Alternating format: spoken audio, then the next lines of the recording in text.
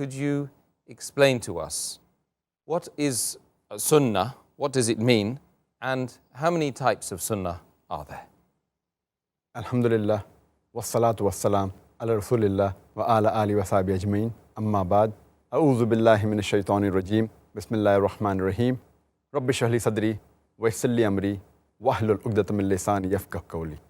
The word Sunnah literally means the way or the custom, and the Sunnah of the Prophet means the way of the Prophet or the Prophet's tradition.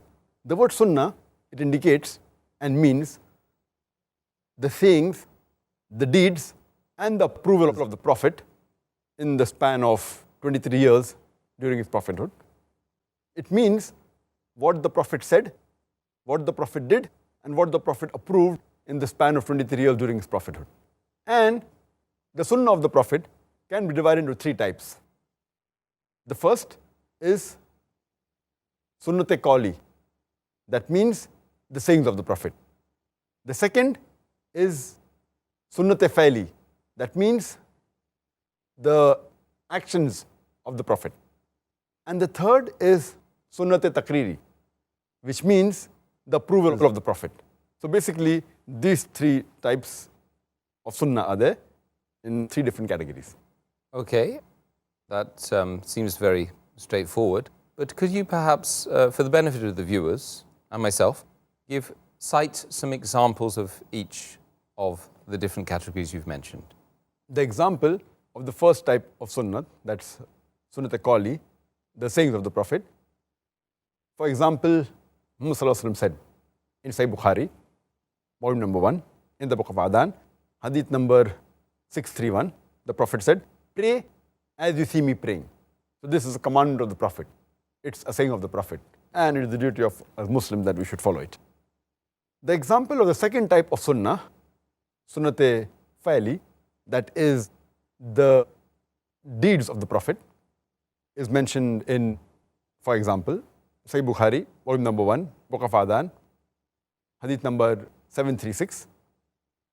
Here it says that the Sahaba who narrates, whenever I saw the Prophet of a Salah, he used to raise his hand up to the shoulders. And then, when he said the Takbir, he again did the same action, raised the hand up to the shoulders, and then he bowed down. When he came up, he said, Sami Allahu liman hamida, that Allah hears those who praise Allah subhanahu wa ta'ala.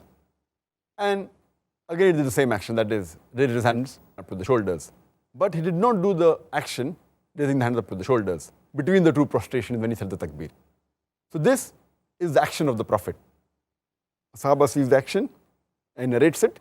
This becomes Sunnat-e Fa'li. The third type of Sunnat is the Sunnat-e Takriri, that is the approval of the Prophet.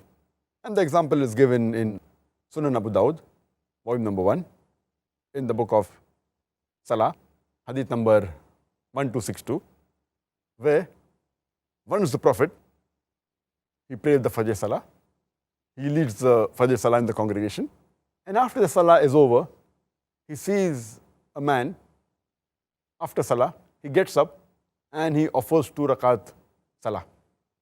So the Prophet says, the Fajr Salah is only of 2 rakat, indicating, why did you offer 2 rakat again? So he said that I did not offer the 2 Sunnat Salah before Fajr, Farz. That's the reason I'm offering it now. And the Prophet kept silent. Now, because the Prophet was silent, it gives the indication that he approved it. Because if something is wrong, it's the duty of the Prophet to correct it. So because he kept silent, it gives an approval. So this comes in the third category of Sunnah, that Sunnat-e Takriri, approval of the Prophet.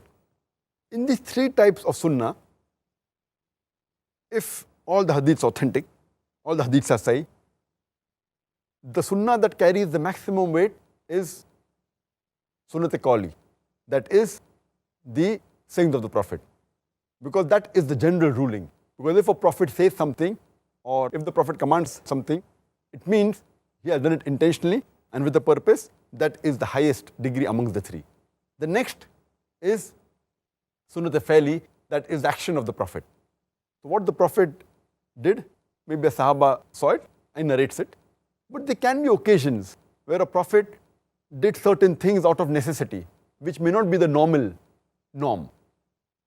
Therefore, the action of the prophet carries less weight than the sayings of the prophet. Saying is with consciousness, and that is the general ruling.